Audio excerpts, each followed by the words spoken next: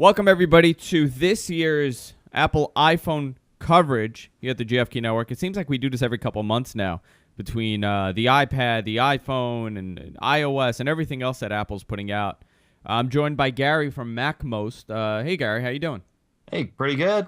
Gary's the go-to expert for Apple news here at the GFK Network. You're our Apple correspondent. That's how we refer to you as. Yep. Gary runs a great website for tutorials. News. It's one of the best how-to sites for Apple stuff, in my opinion. I'm there constantly. Actually, when I just upgraded my Mac Pro, I went to you to learn the new GarageBand, so it was very helpful. Cool. Gary, so we're approaching the news. I'm having a lot of issues here with Firefox where it's causing everything to crash. But Tim Cook is on stage now. So what do you hope to see? Do you think we're going to see an iPhone 4 and an iPhone 5? I mean, do you think we're going to have 4 of them? It's either going to be a 5 or a 4S. You don't think we'll have both? No, I don't know. That would be an unusual move. I mean, if they have a 5, there's no reason for them to come out with a 4S, I think. I feel the same about it. I think it's well, here's the thing. Do they take the 4 off the market, keep a 4S, and then have the 5? I mean, there's a couple things they could possibly do with this. I don't necessarily feel that it's... I mean, in the past, the 3GS is still for sale, for $50, sometimes for free. So they would probably just do the same model. Just make the 4s, the cheap version, and have like 1 million of those in reserve to sell cheap, and then have the 4S or 5 out there for as their main thing. As we talk, I have to reset my computer because we have such a crowd in JTV. It caused my my computer to totally lock up at this point, my Mac, which is crazy if you think about it. The chat room, I guess, did something to everything that's going on. When you talk about the iPhone, and you talk about the iPhone 5, and you talk about the legacy that the iPhone has had so far, what else can they do? I mean, how much more can they improve the software? We know we're going to see iOS 5 in this device, and we've seen it for quite some time now, and we've discussed it for quite some time. What else can we expect from this company with the phone? My prediction is it's going to be all about voice recognition. A lot of Android phones have this where you can talk to it. I mean, you can already do some basic stuff, right, with, saying, call so-and-so or play this song. But I think that's going to be extremely, expanded here, where you'll be able to do all sorts of different commands. You'll even be able to dictate text messages and emails, which is already available on some phones. And it seems like, I got a feeling, with purchases they've made of companies recently and all that, I think that's what's going to be the big new feature that they're going to push with the iPhone 4S or 5. Yeah, the push-to-talk stuff. Push-to-talk. The push notification, that was a big deal for a while. Yeah. I'm just amazed that this one phone gets so much attention over the rest. That's amazing to me, that this keynote, this conference, is such a big deal to so many people. Even to people who do not own an iPhone, it's a big deal.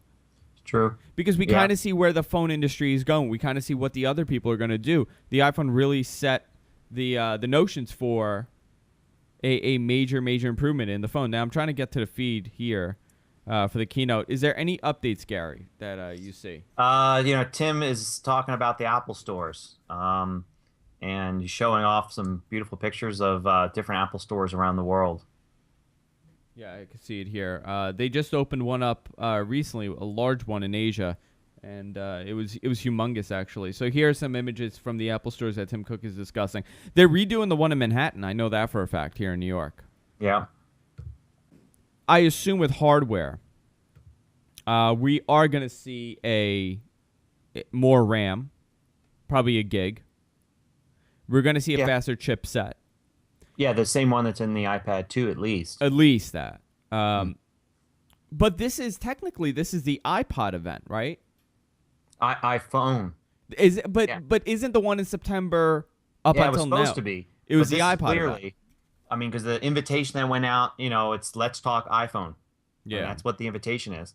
I guess. What do you think they're going to do with the iPod line? Do you think, because that was some things that they're going to eliminate the classic, they're going to trim it down a little bit, because it's not as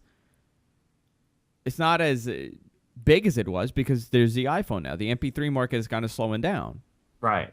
Well, you got to think they really want to retire that classic, and all they need to do to retire it is have an iPod Touch that has a little bit more memory in it. So, 128 gig iPod Touch, and they can kill the classic. And you got to think they want to do that.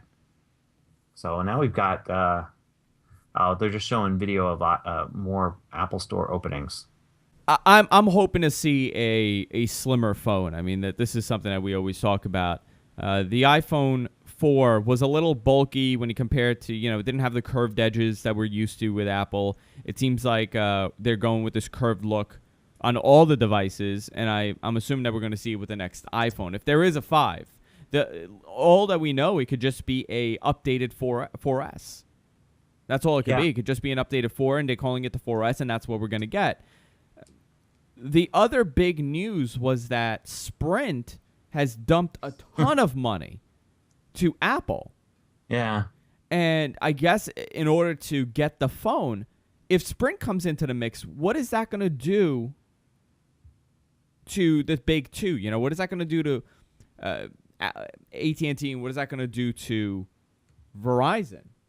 Because this is going to be, we're going to have three of them. Yeah. Well, I mean, I don't know. The rumor's bizarre, that they were trying to pay a ton of money for exclusivity and everything. I don't think that's a true rumor, though. No, I don't believe that's that. ridiculous.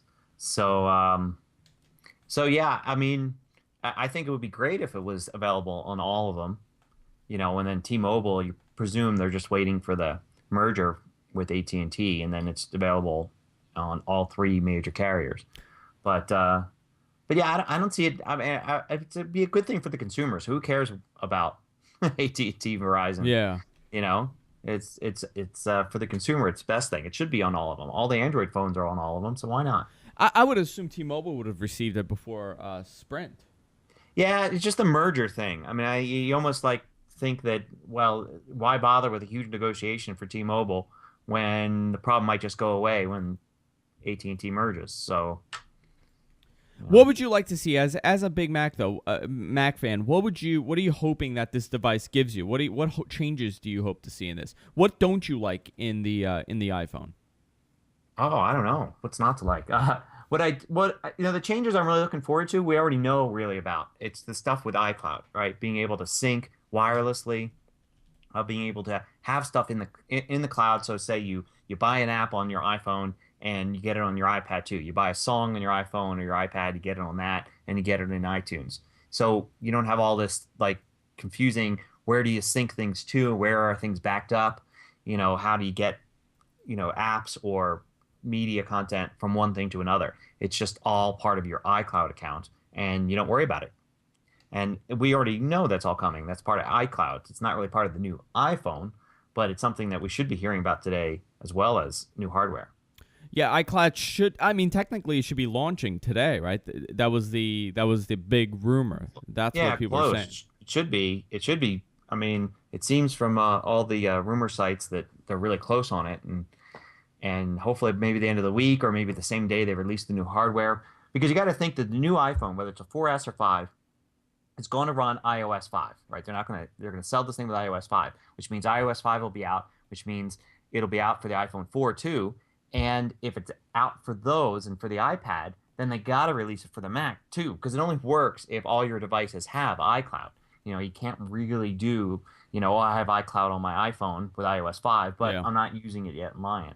The idea is you have it on all your devices. So hopefully, it'll be today or Friday or Monday or some point. Currently, Tim Cook is talking about the MacBook Pro. The MacBook Pro and the iMac are the #1 best-selling notebook and desktop in the United States. He's showing user adoption of iOS and Windows 7. Growth over the previous releases, about 80% for OS X Lion. And yeah, I mean, they're selling more Macs. I mean, that's the truth of it. We're comparing to Windows 7, but it took 20 weeks to reach 10% for Windows installed base. It took Lion 2%. At the same time, Apple announced the new Air, which is a thin, light, beautiful, wicked fast computer. Our customers love it, and our competitors are trying to copy it. So right now he's talking numbers. Typical Apple conference stuff. They're doing a big comparison. The Mac platform has grown by 23% since last year. The PC 4%. These are trends that date back to five whole years. With Apple approaching 60 million Mac users worldwide. I mean, that's a lot. They've taken a big chunk. Yeah. I mean, over the last couple of years, I have to say, I have seen more and more Mac users. The last 5 years has been a humongous gain for Apple. And honestly, I honestly feel that that's because of the iPhone. The iPhone changed everything for Apple. It changed people's conception on Apple. Yeah, the iPod, the iPhone, now the iPad. And it's funny, I used to get together with a group of people about every 6 months, and when we first started getting together, everybody had laptops, and I was one of the weird ones who had a PowerBook, and everybody else had Windows laptops. And over the years, it slowly became a majority MacBooks until this last year, where it was still majority MacBooks, a few Windows machines, and a few iPads. So Apple's still eating away at the market share among my peers. I personally was one of those people that said, I'll probably never get a Mac. Not because I hated Mac. I was just a PC person for, many years. I purchased my first Mac, and I actually enjoyed using it, and I just got another Mac Pro. But I have even adopted a Mac, and I was not a Mac person. I never had a Mac up until a couple of years ago. And I honestly think that has to do with the fact that I got an iPod Touch. I had another iPod Touch. I have an iPad. I've purchased these devices, and I've felt comfortable with the Mac. And it's something that none of the other, I guess, big competitors could really do. You kind of fall into the environment of the Apple OS as a whole, and you end up staying in there. They have a really good – the turnover rate is really solid for them. Yeah, it's called the halo effect, when you first get an iPod or an iPhone, and then you kind of soften up on the idea of, oh, maybe I should go in the Apple store and start looking at those MacBooks, and next thing you know. And it looks like Tim's talking now about iPods, so I wonder if he's going to announce anything, or he's still just going through, the basic intro. I'm going to go down the list. And once again, we're looking for a feed, guys, so if there is a feed to be to find, please let us know. We have about 4,000 people in Justin TV. Ustream went down for a while. We have a couple hundred people in Ustream, and Stickam also we have a couple hundred people. So it is a very large event. Gary from MacMost is here with us. He's going to be doing coverage with us. We also have Erik Lanigan calling in at about 1:40, 1:45 to wrap up the event, and we're also taking your phone calls after the event. I'm going to release the Skype line, and I want to hear what you guys have to say and what you guys think of this event after the show is over. We're trying to find a feed. We're working hard at trying to find a feed. It's kind of difficult today, and I know that Ustream has totally gone down. So right now, Gary, they're talking about music, and they're talking about the first iPod. The iPod is still a large and important market for Apple. 45 million iPods from July 2010 to June 2011. Right. So they're still selling this device. I mean, this is still a hot-selling device. That graph there is showing that almost half of the people buying iPods are buying their first iPod today. When they go and buy it. So they're not just people getting the next version. They're adding to the market, which is interesting. I wonder which iPod they're buying. Probably the iPod Touch. This is insanity because Engadget just died out too. Yeah, so, I'm at Engadget, and they seem to be okay, but you have to every once in a while refresh because you lose the feed. And I'm also watching at Apple Insider. So they're talking about customer relationships. 16 billion songs are downloaded. They're the #1 music store. 93% customer feedback, which is great for the company. One thing I've always wondered, Gary, maybe you could answer this. If you're in the market for an iPod Touch and you're not getting the shuffle, you're going to spend about $140, $200. Why would you not buy the iPod Touch? Why would you buy a regular iPod? I've always wondered that. I mean, the only thing I can think of is, you get yourself an iPod Nano because, you jog or bike like I do, but I use my iPhone when I bike. So, it's for some reason you want a tiny one. And I don't know why you would get it. I mean, I think the base price now for an iPod Touch is like $220, $240 or something like that. So to me, it seems like for a device, it's really a mini computer. Why would you just say, "Oh, I'll just save a few bucks and get Yeah. something that just really plays music"? It's all it really does when it comes down to it. I want to remind all our viewers, if you're the 4,000 people watching on JTV right now, we have a great chat room at gfqlive.tv. I'm going to put it in the chat room right now to make it easy for everybody. gfqlive.tv is our official site with our high-quality feed. You could tune in there, and you could log into our IRC room. It automatically logs you in. So just click on the menu button in the chat and change your name. And I already see, look, 1, 2, 3, 4, 5, 6, 7, 8, 9, 10, 11, 12, 13, 14, 15, 16. Holy cow, everybody's joining. So definitely change your name when you're in there. Click the change name button when you hit menu. It's a big help, and it also encourages people to communicate and chat. Also, follow us. Hit the like button on Facebook. Hit the tweet button. Follow us. It's a huge help, and I really appreciate everything you guys are doing for us. So right now, Tim Cook, and again, it crashed, so I'm just trying to reload the Yeah, feed. Tim I'm Cook is watching it. He's talking about the iPad now. So, you know, he's basically going through all the different products, and he hasn't actually announced anything new. We're 20 minutes into this now, so that's interesting. But he said at the end of the talk about the iPhone, how much market share it has and all that, is that I'll have more on the iPhone. So, um, it's going to be we'll the big do thing. that. Yeah. Do we you knew think? that.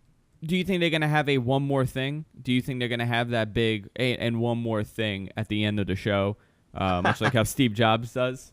Maybe that Tim might have been waiting all this time just to be able to do his own one more thing.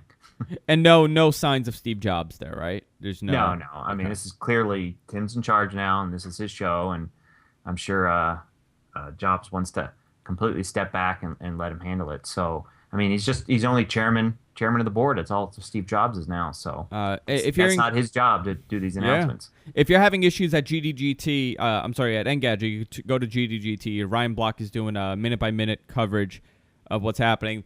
Tim Cook is quoted by saying, the customer satisfaction rating shows over 95% score in recent surveys. They showed up every day in school. So they're talking about the iPad now and how it involves kids. And this is going to be a major selling point for all these devices. The iPad will, in my opinion, become the go-to computer for kids.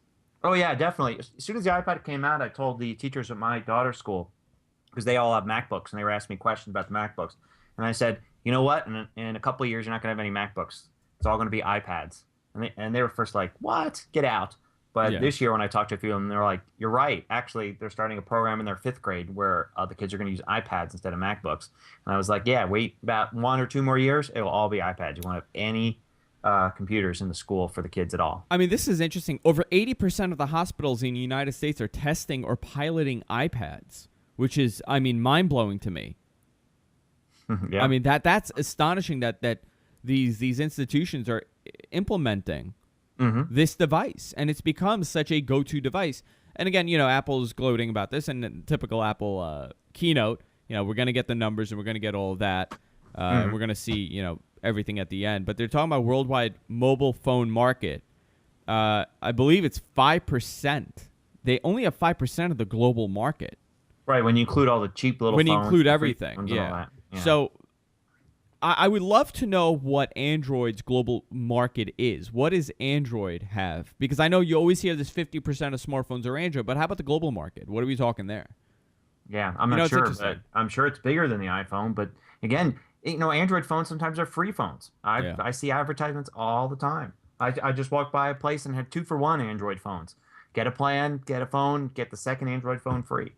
So, it's hard to compete with that. And I don't think Apple wants to compete with that. They have no interest in competing with that.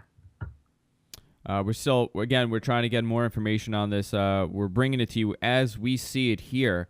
Gary from MacMost is joining me.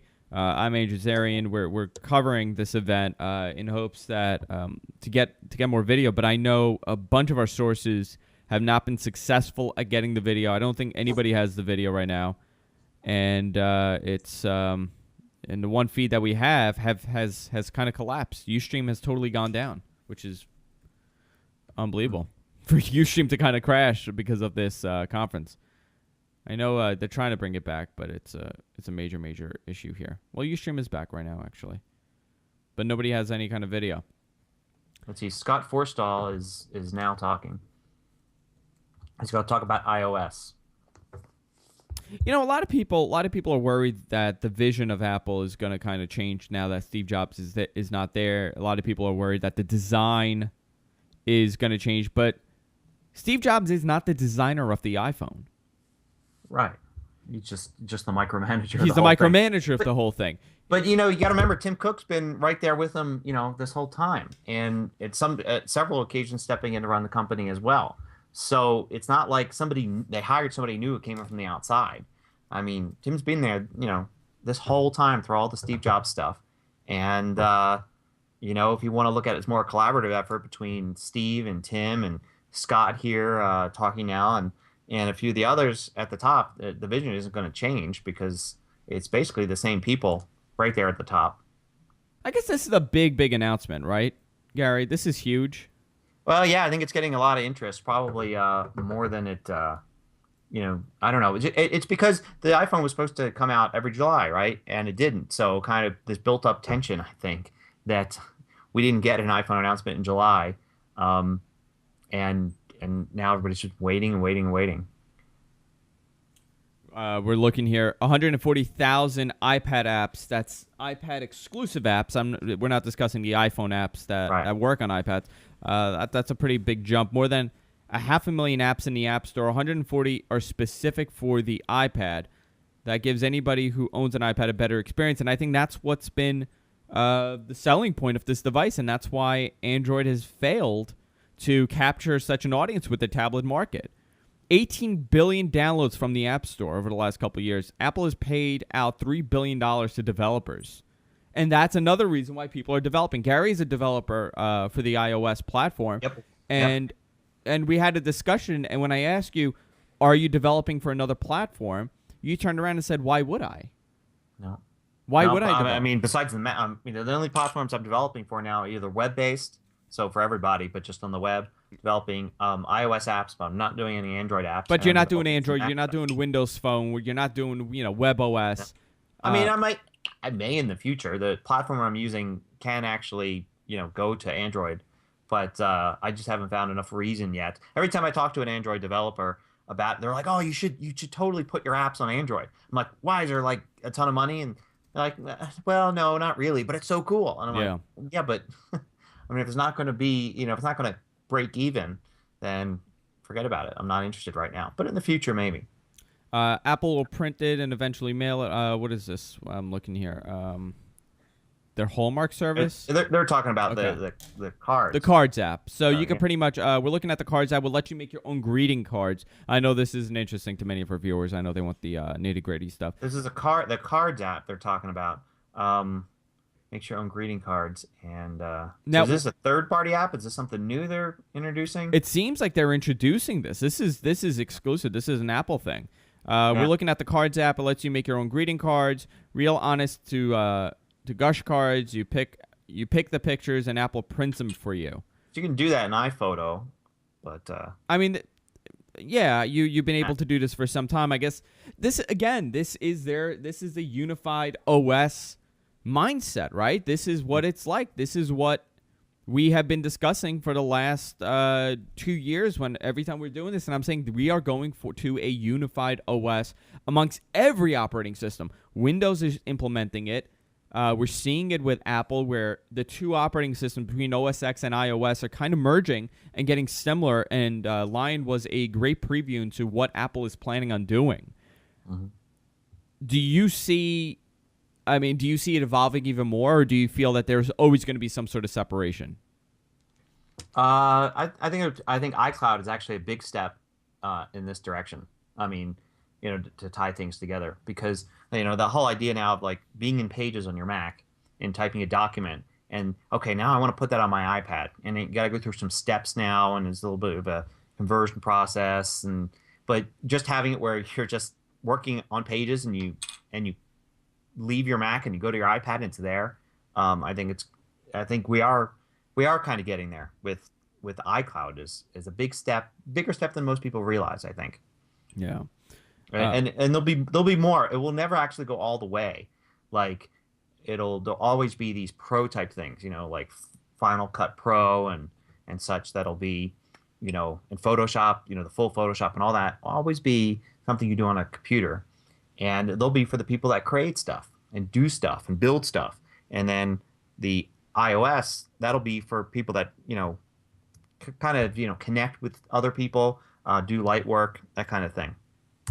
Again, I'm thanking all our viewers for tuning in. We have about 300 people in our IRC room, about 500 people watching on Stickam, about 4,000 people watching on Justin TV, and a couple hundred on Ustream as well. I encourage everybody to go to our website, gfqlive.tv, and join the chat and continue the conversation there. And also like us on Facebook, hit the tweet, all that stuff, and follow us. Hit the follow button on JTV if you're watching. So the card app is revealed. Again, not what a lot of us are here for. It's interesting, and this is Apple's way of comforting and encouraging the average user to use this. Again, if you're a soccer mom or you're just grandma and grandpa, and this is their way of getting you in this environment. Right. These devices are no longer for the tech enthusiast. This is for the everyday person, and this is what Android has been struggling with from day one. They are not attracting the everyday user. Yes, the everyday user is purchasing an Android device, but they're not enjoying the environment. So $299 for cards in the U.S., $499 elsewhere in the world. So it's going to be pretty good. That's not bad. I mean, you said it before, Andrew. They're taking on Hallmark, right? Yeah. And this is what Apple's been doing. They go to the phone industry they go to the music industry and they take on the music industry, even though they weren't there before. They go to the phone industry, they take on that. TV, they're doing it with Apple TV and renting stuff on the iPad and your Mac. And yeah, they're doing a little thing here for $3, sending out a card, and I can do it on the computer. I don't have to go pick out the card, get a stamp, actually carry it somewhere to mail it. I'm going to use it. If they priced it at like $7 or something, it would be like, well, it's cheaper to go to the supermarket and buy a card. But at $3, they're basically, they could, just put Hallmark out of business, like you said, and take over yet another industry. I mean, it's amazing that they can enter this market, that they can do this. Well, I think I think it's wide open for them to enter it, because this is something. I come from a card sending family, and this is something that's always bothered me, was that there never really seemed to be a good substitute. There were a lot of companies that tried, but I wanted a site, maybe this cards app is it, where I could go and basically do the same experience of sending out a card, but just do it all from my computer and not have to deal with all the multiple steps involved with sending out a card on a birthday or holiday. So now we're looking at some of the new features that are implemented in iOS 5. Again, this is all redundant stuff. We saw this at the iOS thing. iMessage, which is a BBM for iOS users, which I think is great, and this is gonna really be a dominant force, I believe, in texting, in the way we communicate. This is their BBM. BBM was so successful for BlackBerry. Apple's going after that now. Yeah, and it could. Hopefully, they dropped the ball with FaceTime. Oh, yeah, totally. Here's FaceTime, and we're making it open, and other companies can come and develop apps that communicate with FaceTime, but they didn't.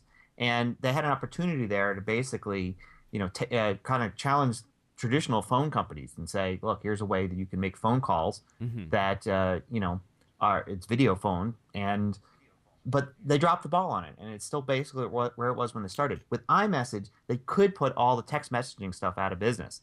100%, yeah. Yeah, but I'm worried that they're going to do the same thing with FaceTime and just leave it as it is now. And it's just this thing between, two people, like my wife and I, who both have iPhones, and we can use iMessage. But if I want to talk to somebody else, well, then I'm going to have to text message them just like. Now, I want to find out what the viewers think of this, and we have crazy amount of people watching this right now. Is the iMessage feature something that you will use over text messaging? Will you use iMessage over, just sending a text? And if the person has an iPhone, would you use it? And it's not going to be cross-platform, so that's the negative about this. But is this something that you will use? Some are saying yes. Some are saying sure, why not? No, I won't. It costs data in the UK. What the fuck is iMessage? Excuse me while I curse. So some people don't know. Yes, people, yeah. It's a text. I guess it's text messaging for iOS users. What will be interesting is that now you could communicate amongst iOS and iPod Touch. Yep. And iPad. An iPad. Mm-hmm. So this is going to be something that people are going to be implementing. How about iChat? Is it going to be cross-platform with iChat in any way? I don't think so. I've heard rumors that there'll be iMessage on Mac, and that'll simply, kind of replace iChat. I definitely could see them trying to combine those things, because I'd like to see it, combined with FaceTime and with iChat's video thing. Yeah. So they got a bunch of things overlapping here, and hopefully they'll kind of sort it all out in the next couple of months, probably after iCloud is out and that's going. Also, you got to remember we got a lot of stuff going on with Apple IDs, right? As soon as iCloud comes out, you're going to be able to get these Apple IDs that replace mobile Me accounts. So you had the confusing thing before. You had your Apple ID. You could buy stuff on iTunes. You could have a mobile Me account, and that was like a me.com email address. And you needed all that stuff for iMessage, for new iCloud, and also for all these things like Find My iPhone and all that. Well, once iCloud comes out, they could kind of just say everybody just got one Apple ID, and now they can maybe use that Apple ID for things like, bringing iChat and iMessage together. So that's what I'm hoping. I'm hoping they're just waiting to get iCloud out there before they do all that stuff. I'm just going through the news right now, and again, Engadget went down. I'm using GDGT for some news here. Yeah, they're talking about now the PT free thing for iOS 5, which we knew about, which is you don't need to sync with a Mac or anything to use iOS 5. So you get a new iPhone, now you don't have to do that whole thing connected to your computer with iTunes to activate it. Everything can be done on the device itself. Which has been, it's been an annoying thing for many people. A relative of mine just got an iPad, and they brought it. They're like, can you set it up? And I said, did you sync it to your computer? And they said no. This is crazy how this one announcement could bring everything down. We're looking here, mail enhancements, next up PC free, so you don't need to connect your iPhone or device to sync. On a side note, we've done a ton of travel. Okay, that's them. Next up is Safari. We've added a number of things, including Reader. They just announced iOS 5 will come out October 12th. October 12th, so next week we're going to see it. Mm-hmm. iOS 5, which is next Wednesday. iOS 5 is coming out. And did they say what devices? I think it's iPhone 4. Yeah, you're reading it too, yeah. 3GS, iPad 2, iPad, iPod Touch 4th, and iPod Touch 3rd. I apologize. 3rd, yeah. So 2nd and 1st are out. Yep. Yeah, and if iPhone 3G 2 is out, so. But you can get it now, right? If you wanted it. What, the iOS 5? Yeah. Well, if you're a developer, you can get it. Yeah, if you're a developer, you have the gold already. Yeah. So now the interesting thing is that they're supporting iPhone 3GS because there was talk that it wouldn't be. Yeah, that's interesting. So it's not out of commission at this point. Nope, not at all. Which is now there are a lot of rumors about them continuing to sell iPhone 3GSs, possibly as a free iPhone that you can get like free with your plan. And the fact that they're supporting iOS 5 in the iPhone 3GS kind of tells me that maybe they are going to do that. Now, as far as a developer goes, right, if they start enhancing the screen, they start changing the screen size, wouldn't that affect you as far as developing? Oh, yeah, totally. So how would you do backwards compatibility? Hopefully they won't, so we'll see what happens. But how would you do backwards compatibility amongst the iPhone 4 and iPhone 5? Well, there's scaling. You have to provide, just like you do now on the iPad. You have 3 different screen sizes now because you have the iPhone and iPod Touch original. Then you have the Retina display. Then you've got the iPad. So you kind of got to go between those. Probably they do what we do for the Retina display, which is just basically ignore the change for backwards compatibility and let the hardware handle it. So I'd imagine if they're going to change the screen resolution, which I doubt, then there'll be some sort of way where it automatically be handled. Developers don't have to do anything. Otherwise, it'll be a lot of trouble. Again, we're doing coverage of the iPhone announcement. We don't know if it's an iPhone 4S or an iPhone 5. We are just going through it right now, and we're getting all the information as it comes through. I believe they're talking about, again, the announcement is that iOS 5 will be dropping October 12th, which is next Wednesday. It's going to support iPhone 4, iPhone 3GS, iPad 2, iPod Touch 4th Gen, and 3rd Gen devices, which the big surprise is it's going to support 3GS, which I thought was out. iCloud Store will store your content wirelessly, pushing all your syncs. So now we're going to iCloud. It's photo time. Your photos are now on your camera roll. If you wish they were on all your devices, pictures go up on the cloud, and now all your devices get it, which I think that's a great feature. If you have an iPod and you have an iPad and you have an iPhone, everything is on the cloud now, so you have access to all of it. Yeah, and that's a huge thing that will affect people right away because, like, I mean, I do this all the time. I take pictures of my iPhone, and I want to do things with them on my computer, and I just don't get around to actually syncing the devices so I can get those photos over there. So just being able to take a picture of my iPhone and then sit down at one of my Macs, even my laptop, and the picture's right there, it's going to be a huge thing. And, you know, it's going to be one of those things where a few months after it's introduced, you're going to feel like, well, why wasn't it always this way? I mean, it kind of makes more sense. Again, we're getting all the information as it's happening. Unfortunately, it's taking some time. Now we are talking about apps available for app developers. Documents in the cloud means your docs get pushed there too. So now everything is up on there. Nothing new. I mean, this is all information that we knew from the last announcement that they had. Do you think they're going to announce iCloud today? Well, I think here's the deal: iOS 5 and iCloud are locked together. You can't have them separate. So, and you know, they're saying it's you know, iCloud's available to developers, and we already knew that through all, you know, various sites. So, yeah, I mean, it's got to be out, you know, available to everybody. I assume on the 12th when iOS 5 comes out. Again, we're just getting all the information as it's happening. I'm actually quite surprised that they are taking this long to go into the announcement. It's about 40 minutes in, and we have heard nothing. They kind of feel that they are in the announcements because all this stuff, even though we know it from rumor sites, and they talked about it at the developers conference before. You know, these are like, here's the new big features coming out, you know, of iOS 5, of iCloud, and all that. So they're kind of, these are the official announcements that these things are going to be in there, but not really new. I mean, everybody's waiting to hear about new hardware to see if we get a new iPhone. We're seeing that it's going to back up all your stuff to the cloud. There's a daily backup from the iCloud too, context across all your devices, calendar events. And then the Find Your iPhone app is now standard, so you can find all your devices and locate them and see where they're all at. And it works on everything, right? Including your MacBook. What, the iCloud? Yeah. Well, the find the iPhone feature. Find the iPhone. That works on the web. I mean, you can go to a web page, and it will show you, you know, where your iPhone is. We're just trying to pull the information. And again, this is all old stuff that this is all stuff that has happened, and this is what they're discussing right now. I'm going to be signing off with Gary in a couple of minutes to welcome Erik. It's crazy how the time flew already.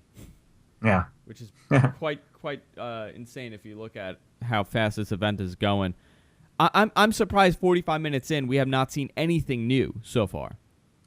Yeah, just little updates and confirming that stuff is going to actually be in iCloud and iOS 5, and we're going to have it soon. I mean, there's the Cards app and all that, but, I mean, they're clearly building up to tell us about the new iPhone. I would imagine it would have been a longer... I mean, they have 15 minutes left, right? Well, we don't know. I don't think there's a time. Isn't it an hour, the keynote? I don't know. Sometimes they go to 2, so...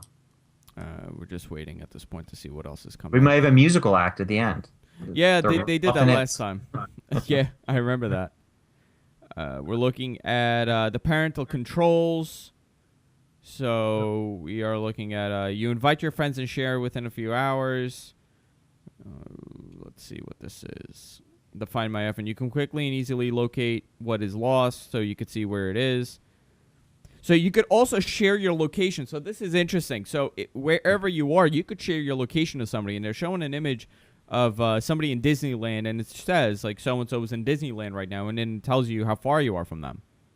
Yeah, and this was a rumor, too, that this would be out. Of course, it's not really that exciting because there are plenty of apps, you know, that could do this. So, you know, but having it just as, I guess, a native app on the iPhone to be able to go and say, you know, tell my friends where I am or find my friends. I mean, it's neat, but again, not any kind of revolutionary thing. Well, you could also disable it for parental control reasons, so you're not going to get, Right. For the information privacy, going yeah. everywhere. They are now talking about iCloud is free for iOS 5 and line users. 5 gigs of online data is free, but you can buy more if you want. Huh, that's interesting. I didn't know about that. What, the storage for iCloud? Well, now you could upgrade the storage. There is a fee. That's been there since the beginning. But the question is like, what are you using that for? I guess if you have a lot of documents. So the parental controls. Now we're going to talk about iTunes matching. Eddie's talking about the features and added benefits of the iTunes purchase music to music you have bought elsewhere. Now this is one of the most interesting features that they have added.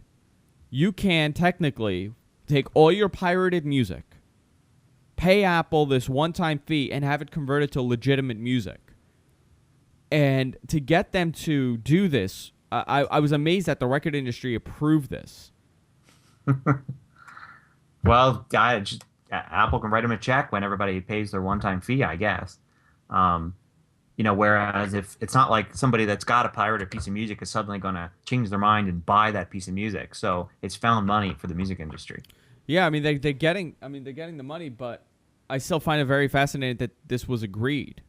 Well, the music industry doesn't have to acknowledge that there actually is piracy and they actually are replacing people's music because you don't know where the songs came from, right? How can you tell the difference between something you ripped legitimately from your own CD and something you ripped from your friend's CD so you don't actually own the CD? You can't really tell the difference. So the music industry can step back and say, hey, nobody's pirated any music here. Yeah. We're just allowing people to have the best quality versions of stuff they already own.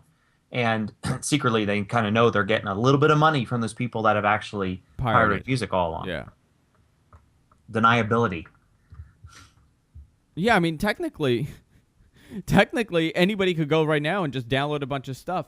Gary, iCloud on October 12th. So. Gary, I'm going to get off with you now. I appreciate all your help. Sure. Our second guest is here, Gary from MacMost, MacMost.com. I'm going to have Gary. Gary, you know what? I'm going to contact you possibly for Friday. We'll do like another recap. Sure. All right, Friday Gary. Sounds good. I appreciate it. All right. Thanks, Andrew. Take care, Gary. Bye. So that was Gary from MacMost. Our second guest is going to be calling in right now. So let's. I'm joined by Erik Lanigan, the world famous Erik Lanigan. Yes, I guess technically. How's it going, Andrew? How you doing, Erik? I'm great. How are you? Exciting stuff. Again, I want to tell our viewers, encourage our viewers. We have about 4,000 people on Justin TV tuning in. You can go to our website, gfqlive.tv, to join our IRC room. We have about 300 people in our IRC room right now interacting with each other. We have a bunch of people talking. I'm joined by Erik right now. Erik knows his stuff about Apple. He's I just had Gary from MacMost on, so I'm doing a lot of Apple experts today. So far, I mean, this has not been anything new with the announcements. No, they're taking their sweet time, aren't they? And getting to the good stuff. I'm curious. I mean, these are just not things that we want. We're not getting the hardware. They're talking about the Nike Fitness app right now, and they're all the way up. They're all the way up to the iPod Nano. Big news. Nike Fitness on iPad Nano. Isn't that what we all were waiting for today? What are you hoping to see? Because right now we actually heard that I could have swore to you that iOS 5 was going to start being released, this week, probably by the end of the week, and it's going to be released next week. So that was a surprise to me.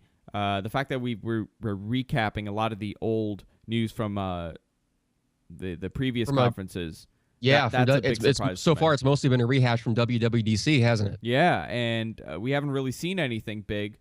We know that iCloud is probably going to be released on the same day. Did we get a release date for iCloud, or is it just incorporated with iOS 5? Not that I've seen. It's just with iOS 5, so I'm assuming it's going hand in hand, right? We'll see. I don't know. It's possible that the release date for iOS 5 is for a download, and it might be different if they actually have a new phone to offer.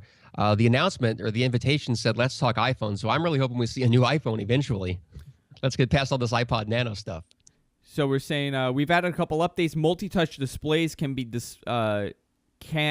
displayed with big icons instead of the array of 4. Swipe between them. So now we're getting multi-touch. We're getting swiping. So it's going to Ooh, here's the big news, Andrew. Here's the What's the big news? here's the big news right here. 16 new clock faces added to the iPod Nano. Oh, man. So you can wear it as a watch in 16 different styles. Oh my God, I'm looking at this, and there's a Mickey Mouse one. There's a you're Mickey kidding, is Mouse there? one, and they are applauding for Mickey Mouse. You know Oh my what is gosh. cool though? You know what? This is actually really cool looking. There is a like a really cool band for this device. I'm looking at the one with the really like the dark band, and as a watch person, I find that I'm like, oh, that's pretty cool. But the odds of me ever wearing this thing are slim to none. So 16 new faces. The pricing isn't for an 8 gig, it's $129. For a 16 gig, $149. Wait, say that again? 16 gig is $149. 8 gig is $129. Oh, wait a minute. This is going. Those are those. Whoa, 16 gigabyte iPod Nano. Yeah, Whoa, that's not that bad. that's that's a significant boost in It was I 4 haven't- and 8. I haven't right? bought a Nano in years, but I'm sure that's a lot more capacity than it has been. The most affordable Nano yet. That's what they're calling it. But if you're going to spend $149, wouldn't you really want to get an iPod Touch? Now, we're going to the iPod Touch news. Now it's the iPod Touch. Phil is reminding us that it's the most popular portable gaming device ever. Ultra-thin design, Retina display, FaceTime. Oh, did the previous one have a Retina? I don't remember. It did. The one that came after the iPhone 4 did Yeah. upgrade to a Retina. Okay, so the Touch had the Retina, the 4th gen, which is the one I have. Yeah. Again, number one portable gaming machine, and that is a fact. I mean, it is a gaming machine. It is something that many people use for a gaming machine. That's what I use. It absolutely is, and it's really been hurting Nintendo and Sony as well with their PlayStation Portable line. They're stating the obvious that iMessage is free and unlimited over Wi-Fi. So that's interesting. Wait a minute, over Ooh. Wi-Fi, over Wi-Fi. Yeah, that's a weird thing to say. Yeah. Now, are we going to see a 3G? Are we going to see, Could they possibly have given into the carriers and charging a fee for carrying those yeah. over-the-top text messages? Now that's getting a little interesting. Free over Wi-Fi. By the way, I want to remind our viewers, the CNN app, the CNN feed is delayed. It's not a live feed. I believe it's about 40 minutes behind. So yeah, I've been hearing about that. They have like a tape-delayed video that's coming out. yeah. So here Interesting. we go. We're talking iPod pricing: 8 gig, $199. iPod Touch, $299 for 32. 64 gig, $399. I believe that's a new thing, right? They didn't have a 64 gig. You know, I think they actually did last year because I remember the iPod Touch went to a higher capacity than the phone did. I remember being disappointed that the iPhone 4 last year didn't have a 64 gig option. We're also getting a white version. Oh, finally. Yeah, we're getting a white iPod Touch. The white ones do nothing for me. I don't know if you're are you a white iPhone, white iPad guy? I bought a white iPad because my wife was like, "Oh, get the white one. I like it." And was like, "Well, if she likes this device, she's not going to look at me for spending so much money." I bought it. She's like, "You should have just bought the black one." So I'm stuck with a white one. So the Shuffle is $49. They're just reviewing the prices for the iPods. Shuffle is $49 for a 2 gig. iPod Nano 8 gig is $129. 16 gig is $149. 8 gig iPod Touch $199. 32 is $299. 64 is $399. October 12th is the release date for the new iPod Touch. I have not seen any specs, and now they're going to discuss the iPhone, but there's really no specs. Here it is, the iPhone 4S. It's confirmed. Well, I'll be darned. I would have said this is not happening. I really did not. I never expected the S moniker. No. I did not think that made any sense ever. Of course, it's going to start with a Retina display. Of course, it's going to have the glass back. But don't be deceived because it's all new inside. So it is a 4S, ladies and gentlemen. I'm extremely surprised at this move. I'm actually blown away. Yeah. It has the A5 chip, which good. we knew. It doesn't seem thinner.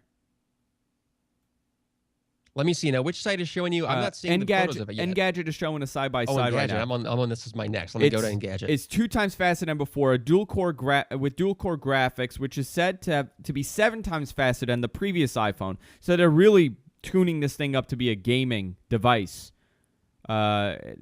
It's fast as hell, I'll tell you that. As they should. That is really Apple's biggest competitive advantage compared to Android makers of Android phones and tablets, is the fact that they can offer better gaming experiences for customers because they have a limited number of hardware devices that gamers have to write for and optimize for. I'm actually really surprised by this. About the name, the 4S? The 4S, yeah. Yeah, I really am too. surprised. And the fact that there is no change in the form factor.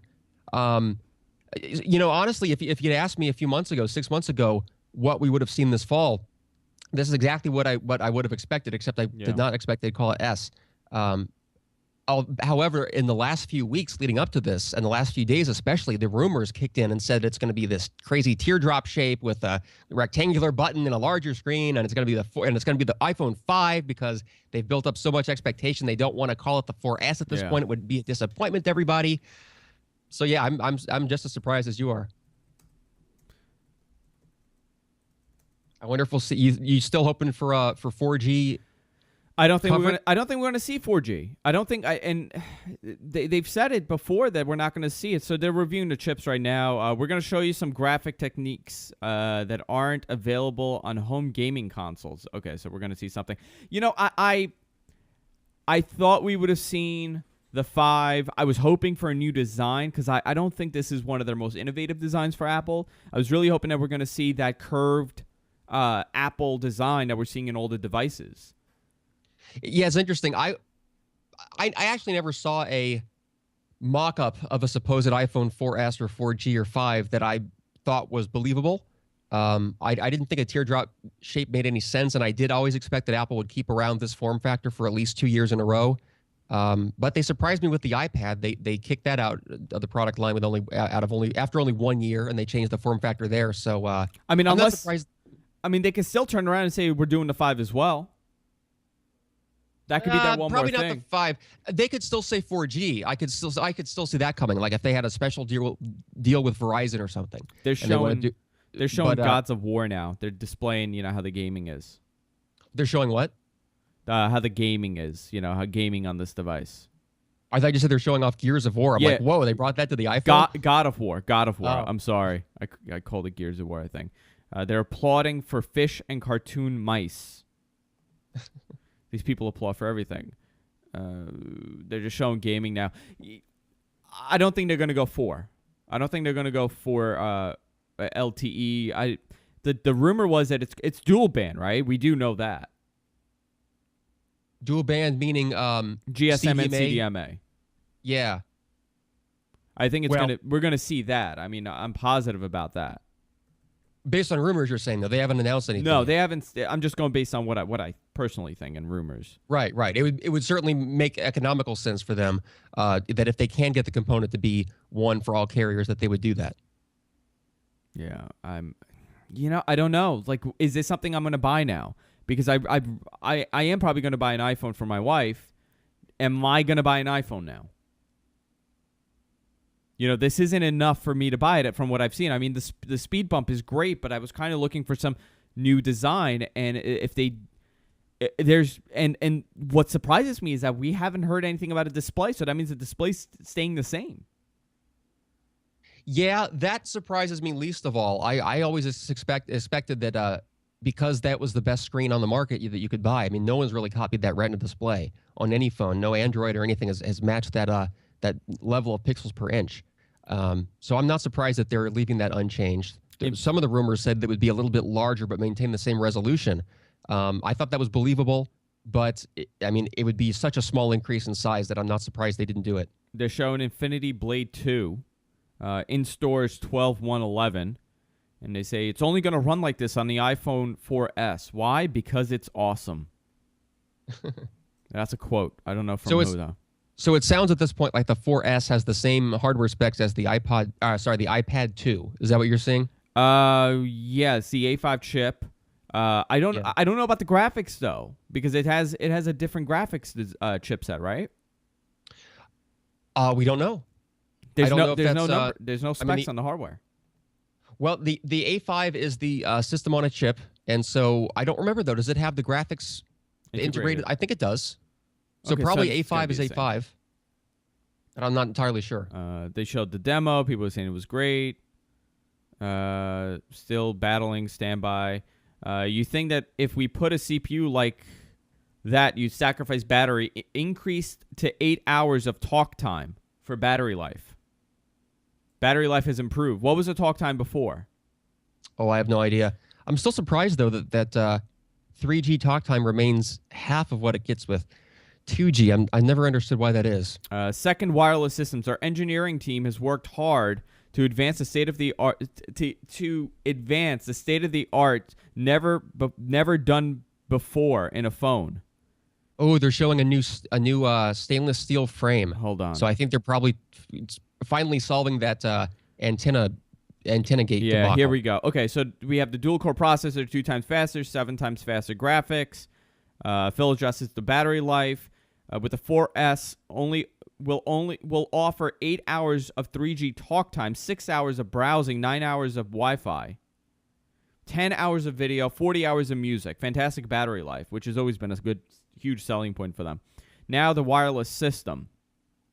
Yeah, it is a metal frame. Yeah. And he says our engineering team has worked really hard at advancing the state of the art. It can now intelligently switch between the two antennas between transmit and receive. It's not the clearest quote, but that's it makes even better call quality. So I don't know what would that do. Ooh, specifically? HSDPA. Okay. It's got HSDPA, so it's a much faster download. Okay, so we're talking almost we're talking almost LTE, right?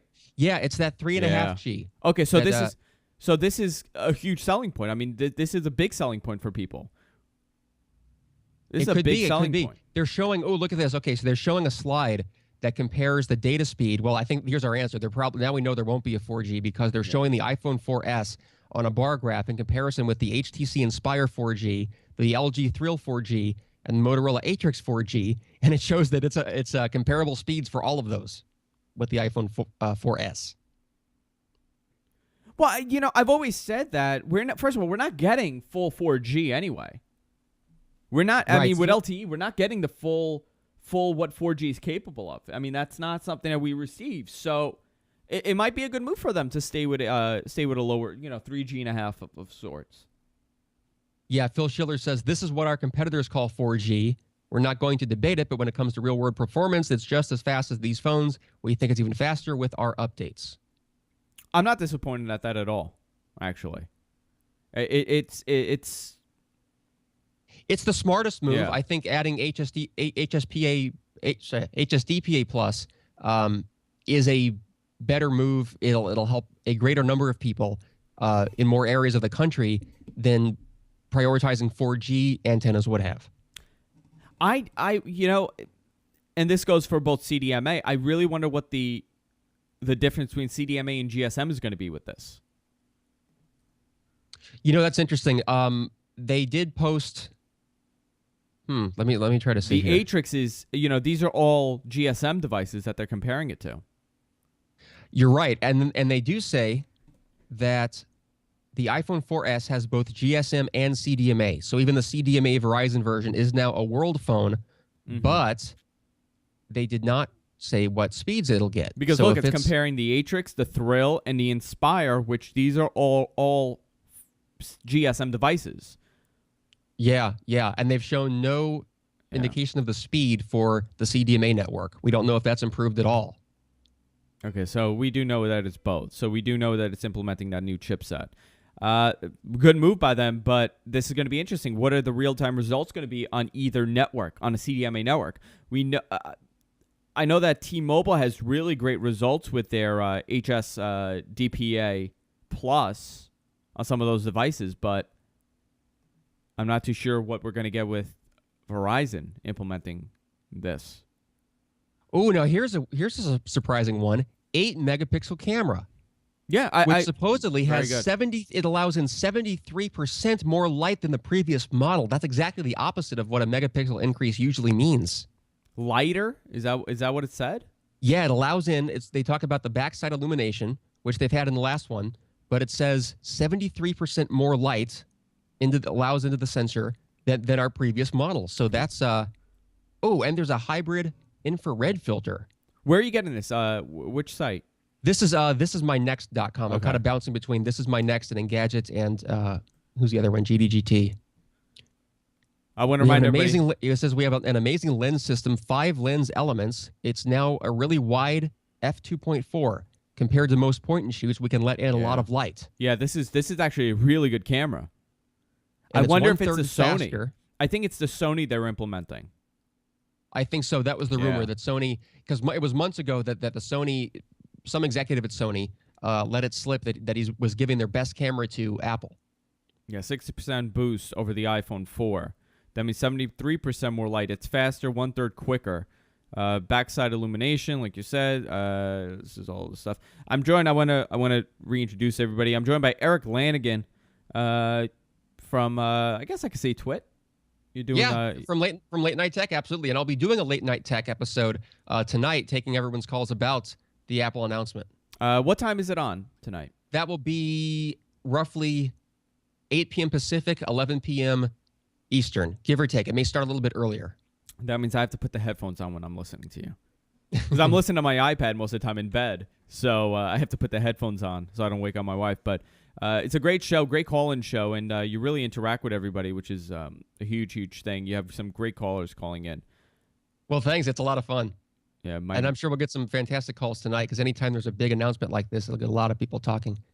Again, I want to remind everybody you could go to our website. If you want to watch the high-quality feed of this video, you could go to gfqlive.tv. I'm going to put in the Justin TV rooms, gfqlive.tv. You could go there. We have an IRC chat room there with about 200 people in there right now. You could interact with us. You could change your name in there. You could, keep it going. So this is good. I mean, this is a good move. So far, it's kind of, I'm taking it back. I kind of like what they're doing. We're getting 26% better auto white balance with the chipset, so it's doing a better thing. Face recognition, Apple Design ISP. I'm just going down. Yeah, the list. I saw that line. I saw Apple Designed ISP, and I thought, whoa, wait a second. What They're an is- internet service provider? No, apparently it's imaging signal processor. But this is a very smart thing for them to do. I'm really glad that they're improving on what was already the best smartphone camera out there because they're selling a camera. This is an actual legitimate replacement for a pocket still camera, and they know that. And they also know that now a lot of internet startups and new social media engagement type activities are based on cameras and uploading and sharing pictures wirelessly and on the go. So it's really great that they're improving that. Like you said, it's 73% more light, 33% faster capture. They say it's sharper too, more color uniformity. No, this is a great camera. This is a great camera. Now, is this going to be implemented in the iPod Touch? That's what I want to see. Yeah, they really shouldn't they? Because that iPod Touch, I believe, is still running that really crappy camera. That's like it's like your old Nokia from 10 years ago. Well, the funny thing is the camera is better than most of these Android devices. Yeah, it's already been a lot better, and now it's going to be even better than the better. Yeah, we're looking at time for first photo. It's 1.1 seconds. Shoot time is half a second. You're comparing it to the Droid Bionic, which is 3.7 seconds time to first photo, and 1.6 seconds shot to shot. So this is an actual camera. I mean, this is a real camera to use, not just a camera phone. Phil Schiller says, quote, I don't know what Droid Bionic users do or what they need to do between pictures. Maybe they go get coffee. That's actually really funny, because that's a problem with Android. That's what's plagued Android. When I want to take a photo, it takes me forever to take a photo. So he's showing the bar graphs of time to first photo and then shot to shot, and the Droid Bionic is like almost 6 seconds, and the iPhone 4S is under 2. So that's great. Yeah. I want to encourage everybody to tweet this. If you have Twitter and you're on GFQ Live, actually, if you have Facebook and you're GFQ Live, hit the like button. It's a big help for us, and you end up following us on Facebook. It's right under the chat room. It says Facebook like. You could just click on that.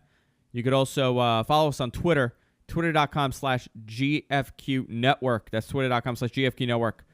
I'm going to put it right in the chat, GFQ Network. You can follow us on Twitter. We have 11 shows on the network, and I'm joined by Erik Lanigan from the TWiT Network here with me. My favorite TWiT, because he comes and does my show. Actually, no, you and Paul. Actually, Paul's doing the show with me today at 4 o'clock, so it's going to be Oh, that's great. I can't wait to hear what he afternoon. has to say about that. Yeah, that's going to be interesting. Now we're talking about video, guys. They're discussing video, which is a huge selling point once again for these devices. I really hope they add stabilization. Here we go. Image stabilization is added. Yes! 1080p, which is huge. Temporal noise reduction. All right. They're showing pictures of balloons. Video time editing, some sound and cuts. This is a big improvement. Huge improvement. I believe this makes them the first smartphone to have image stabilization. For people who don't know, can you explain what that is? Well, we don't know if they're doing it in there's two kinds of ways. There's optically, which actually moves the lens with gyroscopes to hold it in place so that the image does not wobble when you inevitably shake it by hand holding it. The other mechanism is it kind of overshoots a larger CCD area and then electronically tries to eliminate shakes and jitters. Probably on this kind of a system, I doubt they could fit in a physical mechanism, so probably they're overshooting their 8 megapixel image sensor range, which they totally could because 8 megapixel is way bigger than 1080p. This is interesting. So it's a good camera. The Galaxy S2 does 1080p, but I'm not too sure if it has image stabilization. Yeah, I'm not sure about that. And again, this is the big problem with Android, and I am an Android user. The hardware is phenomenal on these Android devices. Phenomenal hardware, really fast hardware. The problem is that the operating system is not refined. It's not fine-tuned for this specific hardware because it has to cater to 1,000 phones. Exactly. This is the problem with Android. It's the saturation of the market. In order for Android to be it is dominant, but to be a phone for the everyday user and to be a phone that actually does what you want it to do for the everyday user. I'm not talking about the enthusiast that deals with the issues and could work around problems. They need to kind of close it in and bring it home and have less phones out on the market. They have some great phones on the market, but it's still running the same OS that's running on a bad device. Right, and to be that top-tier phone, the phone that the millionaires and the billionaires in the world still aspire to own, as well as the average Joe working at Starbucks. That's a feat that only Apple has done so far. So it does wired mirroring. Yeah, that's interesting. So he's showing new features of AirPlay. It looks like you can mirror, just like you can with the iPad 2, wirelessly anything being displayed on your phone, such as a video game, even 3D, can be wirelessly mirrored to an Apple TV. That's really cool. Yeah, you could probably do it wired or wireless. The 8.5 chip is allowing that. 8 megapixel 1080p, wireless mirroring, iOS 5, the works. So I guess they were getting closer to one more thing. Siri time. Here we go. So Siri is a voice automation software that Apple bought. Phil left one thing out. It's a feature all about our voice.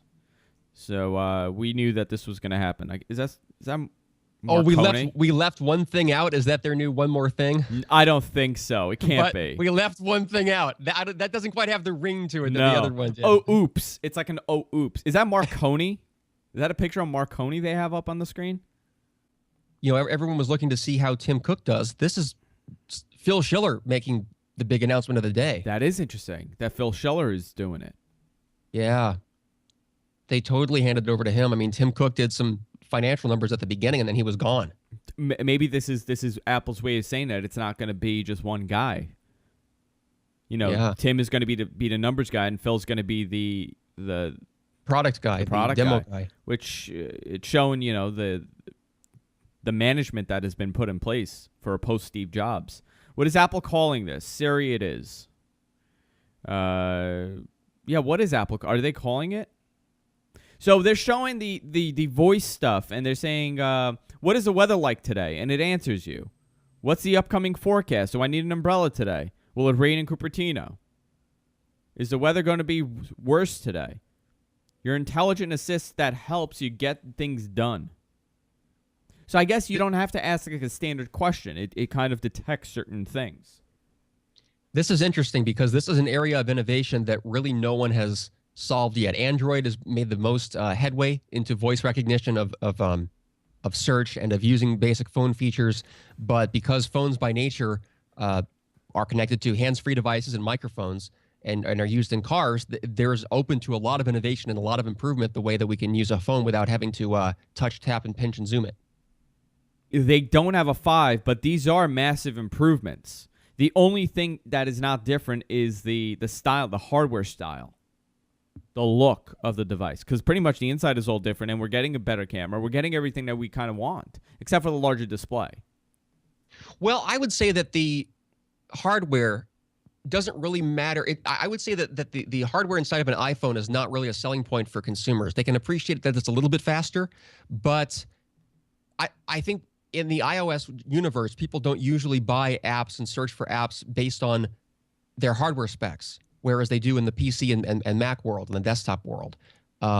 It's really up to those software developers to optimize their software accordingly to all handsets. So I find that interesting because I don't really think that's a consumer-facing feature, although the camera absolutely is. It doesn't really surprise me that the hardware updates have been this minimal. This is actually what I have expected for a long time, but I was so pessimistic about a big update that as we got closer to the rumor, people started saying, "What? You don't think anything?" And I started to doubt myself that maybe there will be a big announcement. And now there isn't. Unless they're holding up, unless they're waiting for the last second. They're doing a demo right now of the voice recognition software. So now they've got Scott Forstall out there demonstrating Siri, which for those listening is SIRI, and that is now, what's their relationship to Nuanced? Do you remember that? Which one? Siri, because there was some relationship to the voice recognition company Nuance. There was. I don't remember what it was, though. I remember hearing that. So they showed a demo. They're saying, find me a Greek restaurant in Palo Alto. Siri says it's courtesy of Yelp, so it's using Yelp to find it. It found 14 different results. So, and then it's looking for Greek restaurants. So you could just use it that way. Now, do you think we'll see Facebook integration? That was rumored to come out today. Well, we saw the Twitter integration, right? The Twitter is totally integrated. The Facebook app was supposed to launch today, but I don't know if they're going to make an announcement for that, or possibly Facebook will turn around and say, well, the app is getting approved. Yeah, there were some rumors a few days ago that they were going to announce the Facebook iPad app, but that seems a little bit unlikely at an announcement that is primarily focused on iPods and iPhones. You could say you could tell it to set the clock. Wake me up at 6 a.m. I set the clock at 6 a.m. You could look at the stock market. You could get results. So you're just talking to the phone. It's a pretty cool feature. I don't know if a lot of people are going to necessarily use it, but it's going to use it. Scott talks about receiving a text message while your phone is in your pocket and you're wearing your Bluetooth. So it'll actually read you the text message. What can I help you with? That could be very embarrassing. Only when you're wearing a Bluetooth. With your friends, and all of a sudden starts reading your text messages out loud from in your pocket. You're like, "Hey, shut up!" But only when you have your Bluetooth on. Just hold the button on the headset, and it says "Read my message," and Siri does it. Well, that's cool. Yeah. And as is the case with any of these voice recognition systems, since they've existed, is unless it does so much that you can basically give it any command, and unless it can recognize commands in the most obvious plain language, the way humans talk to one another, people won't use this. If they have to memorize a certain specific set of commands and a certain slow, enunciated cadence for saying them, I don't think people will do it. You don't think so? No. They won't invest the time unless it does a lot that they want it to do and is easy to do and doesn't require a lot of memorization and retraining of how to talk. See, that's the thing, right? Voice recognition, the whole point is it has to be the way you talk. As soon as you have to start learning a new way to speak to it, it loses all the function, just like how handwriting recognition didn't have a lot of usefulness back when it required you learn a new way of handwriting. Yeah. Let's see what else is going to come out. So there's still. Boy, this is my next.com is just gone. Yeah, but Engadget is not doing well. So again, they're showing the demo. Can I do Friday? So they're showing I don't have anything on your calendar for Friday past 12 p.m. So they're setting up appointments. I could do Friday. Phil says yes, I could do Friday. Okay, I set up a meeting with Phil on Friday, lunch with Phil. So this is actually really interesting. It does all your appointments. I mean, again, it's boring to a lot of people, but it's almost kind of like that. Did you ever see that video for the Apple Knowledge Navigator from the 90s? Yes. That is interesting. With the little bow-tied assistant man who's helping you. He's your personal secretary. I guess that's what they're still trying to accomplish here. And Gadget says this is pretty impressive stuff happening. Reminders, Siri not only remembers, Siri knows. Ooh, that's a little scary. Yeah, to a lot of people, this is not interesting stuff. But I mean, to many people, it is. If this is their way into the enterprise market, right? This is into enterprise. Yeah, this is. I mean, this is the corporate world, right? That's who's going to use this. For voice recognition. Yeah.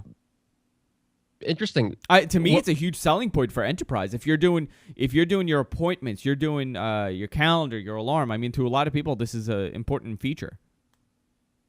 And enterprise is going to embrace that. It's funny though. I don't think I would not personally trust the voice recognition system to make calendar appointments and schedule a wake up call. For that, I want to look at the screen and make sure I press the right buttons. Let's see. Siri not only knows, it remembers. So I guess they're showing a Wikipedia picture of Neil Armstrong. I don't know why. It's not really define. So you could do, again, it's locking up on me. Search Wikipedia for Neil Armstrong. Suddenly, the world's greatest American is up on your screen. Looks like a man's man in a spacesuit. Here they go. Instant Wikipedia and Wolfram Alpha searches just by voice. Who's going to use Wolfram Alpha? Who's using it? Astrophysicists? Yeah, who's using it at this point? And dictionary, it looks like. It says define a word.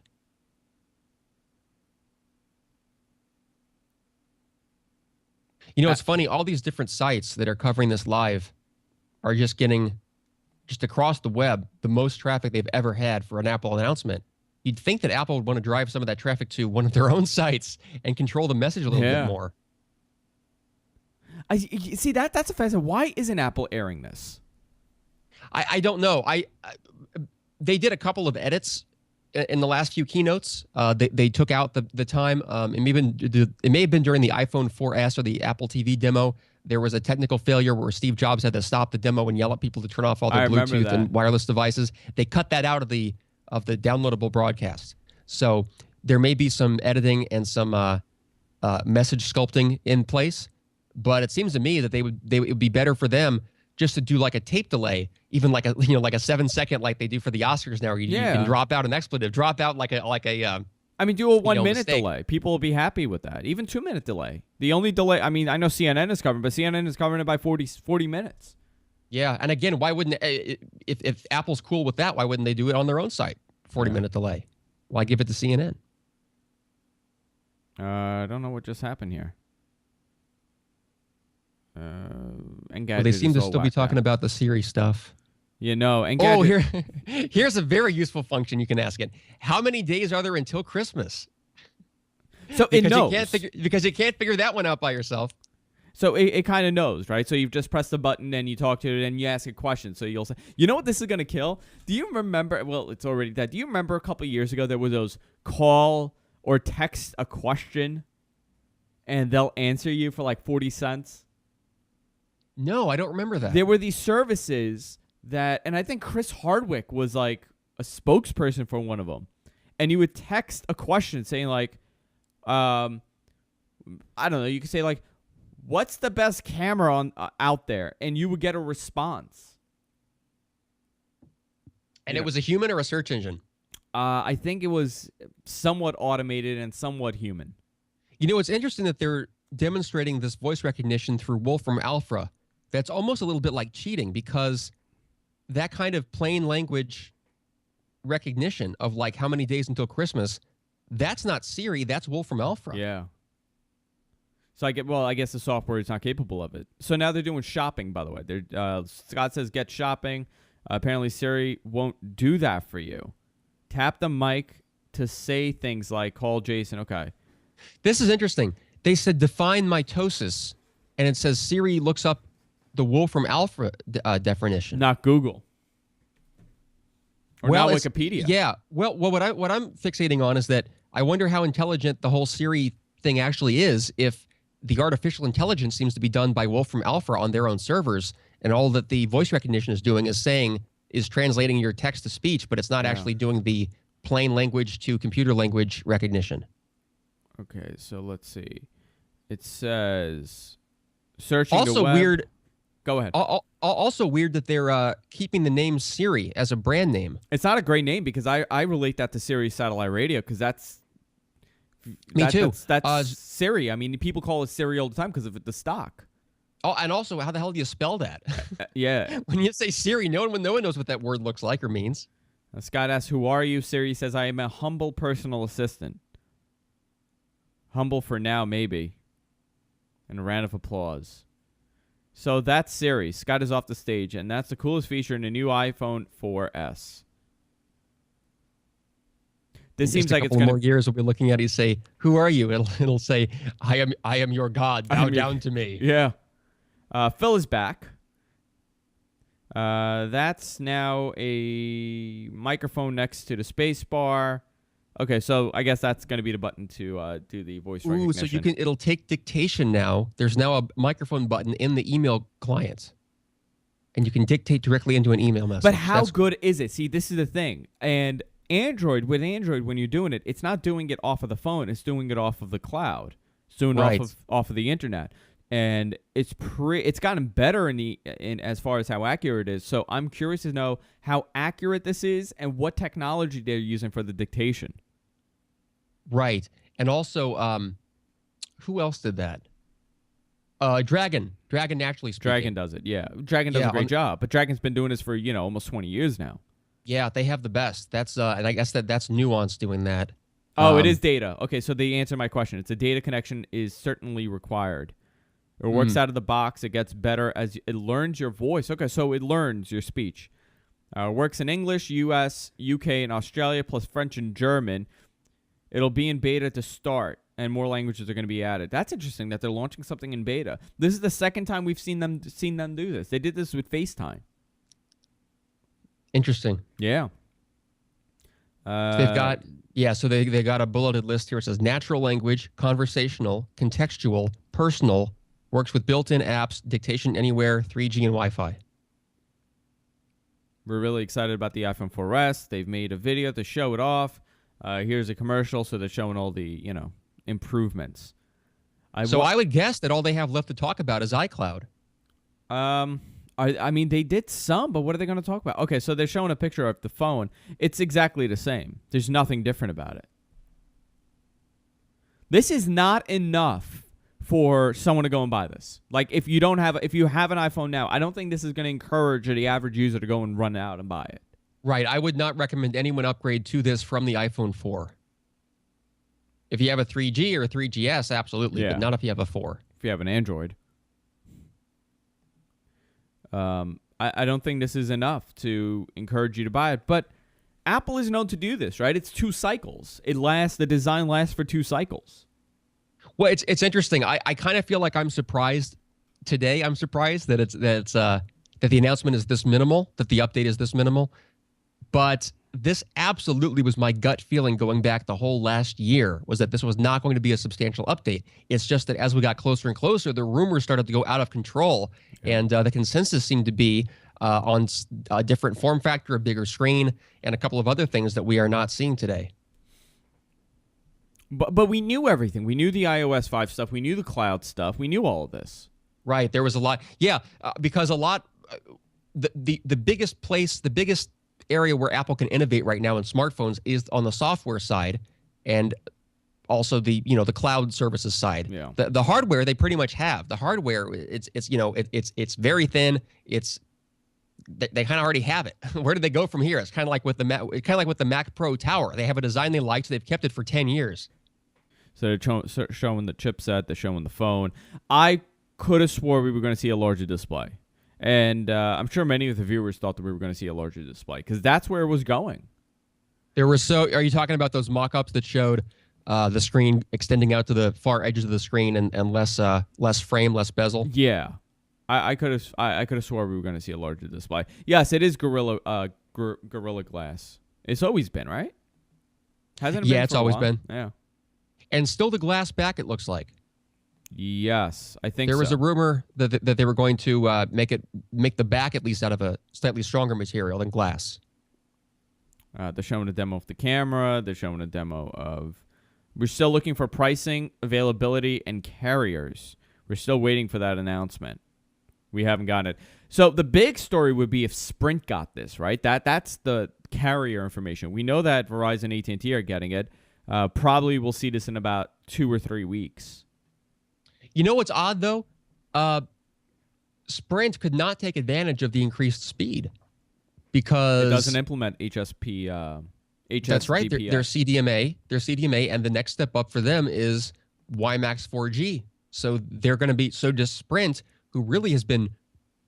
Sprint's marketing message for the last 12 months has been 4G, has been the nation's premier 4G network. And so do they want to launch a high-profile phone that doesn't have 4G? Do they think that would be competitive with their other 4G phones? So how is Verizon going to pull it off? That's a good question. That's why I still think that they may get a 4G phone before anyone else does. Verizon? Yeah, to get an LTE version. So is Verizon going to be able to implement the HSDPI? No. Now, if they did say something about this, we just haven't seen it over the wire here. But it did look like from the slides here that any speed improvement is entirely on GSM. GSM currently, as far as we know. Yeah.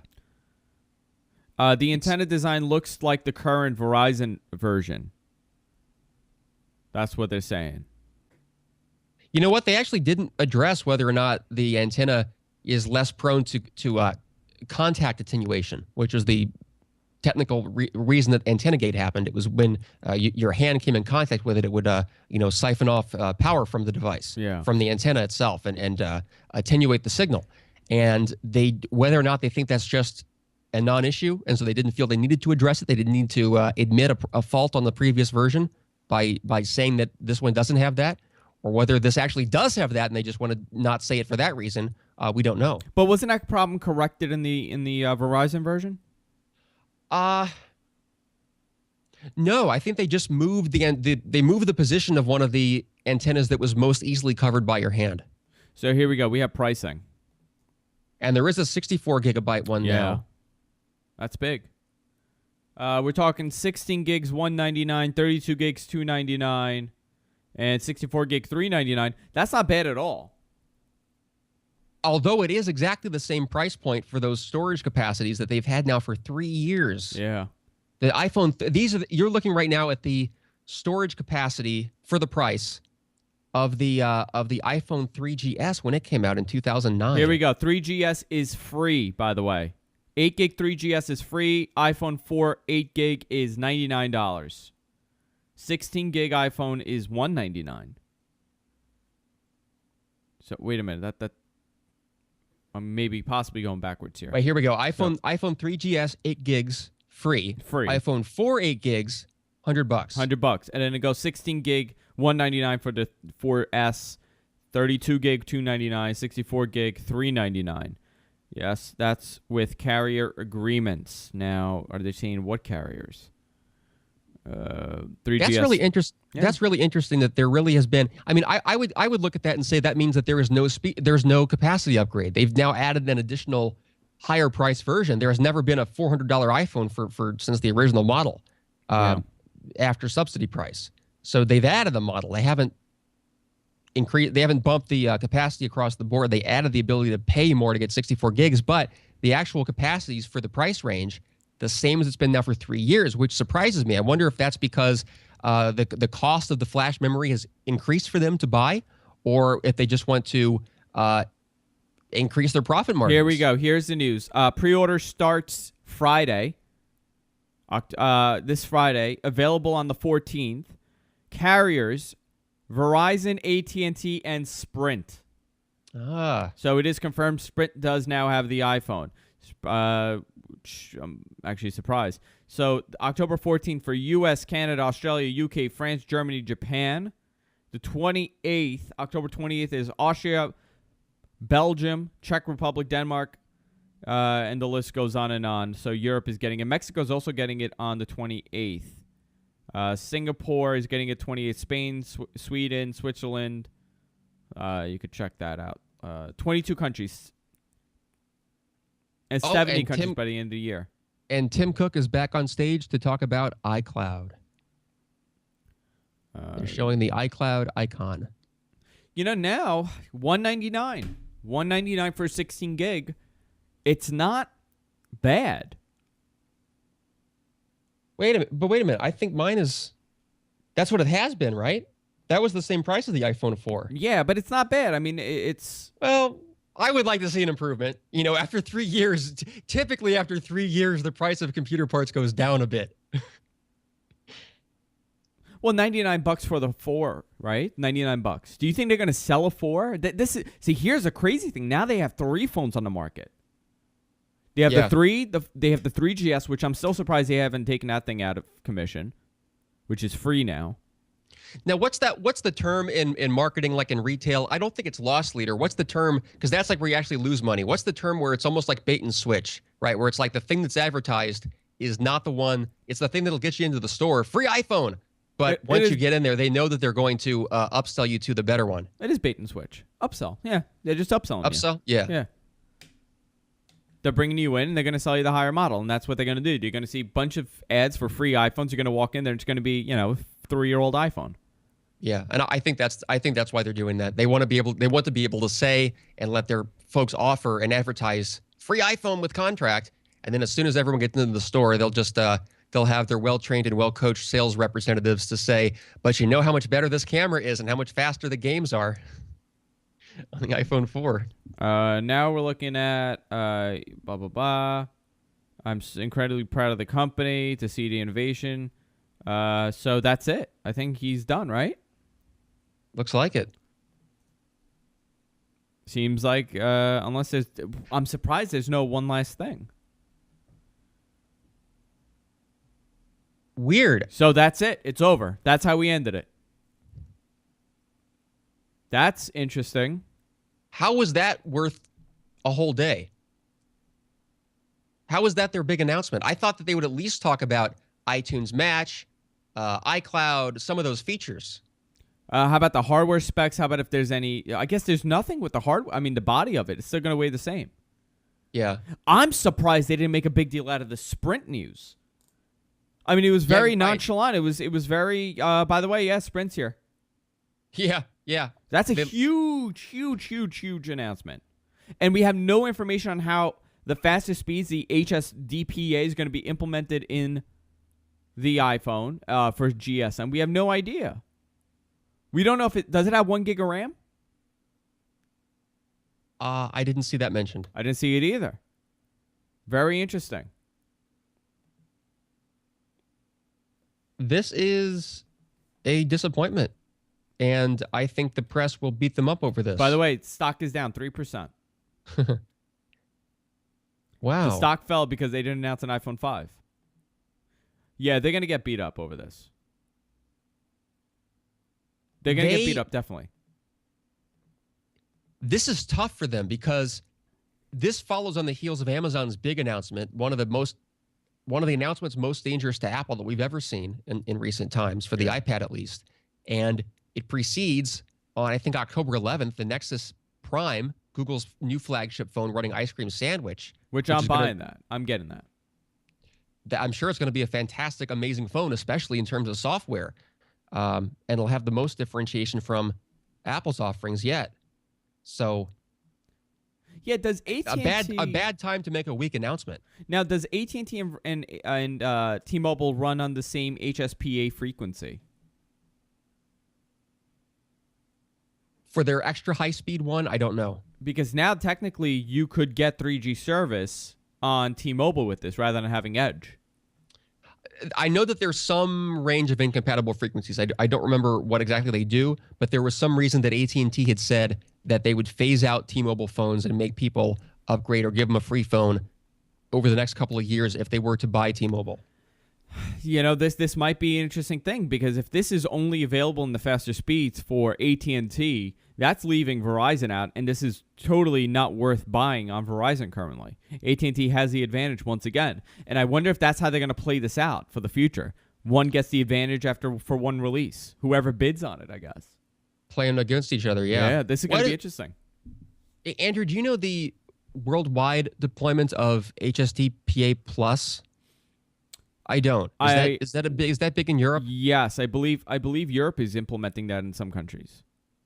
And Europe is kind of behind on 4G LTE, I think. Yeah. So that probably is a big deal for a lot of other countries then. But interesting, you're right. It is interesting how in this country, only one of the 3 carriers now can benefit from those increased speeds. I mean, that's... Yeah, Sprint's just getting a standard 3G phone when they've been pushing 4G, and their whole thing has been, well, we have 4G, Verizon doesn't, AT&T doesn't. Yeah. AT&T is still not implemented LTE. So if you want to Skype us and talk about this, you can Skype us at the GFQ hotline. Skype line is GFQ hotline. If you want to comment on this, if you want to ask questions, if you want to discuss this, Skype is GFQ hotline. We're going to take some calls. We do this after each event. Most of the time, they're international calls. That's the funny thing. Oh, that's cool. Yeah. You've got to love that at the end of this incredibly disappointing announcement, Tim Cook closes by saying, only Apple could bring together... Oh, this is bad typing from the blog. Only Apple could bring these together in such a powerful and integrated way. So here's our first caller. Call, you on the air. Hey, what's up, man? Hey, what's your question? I'm just really disappointed in that whole announcement, the big delay, the big rumor mill, and then they pretty much give you nothing. What were you hoping to see? This has always been the question I keep asking, and I'm getting a bunch of notifications. So stay tuned. Once the caller's off, try calling in, and I could take some more. But what are some features that you have been expecting and you were hoping to see that would have made this device more valuable to you and something you would have gone and bought? I mean, I really wanted the hardware redesign. Like that's pretty much what people buy the new iPhone for, is a new look. You're getting the same old look of the iPhone 4, so nobody can even tell you have it. I mean, and it's a status device, to a lot of people.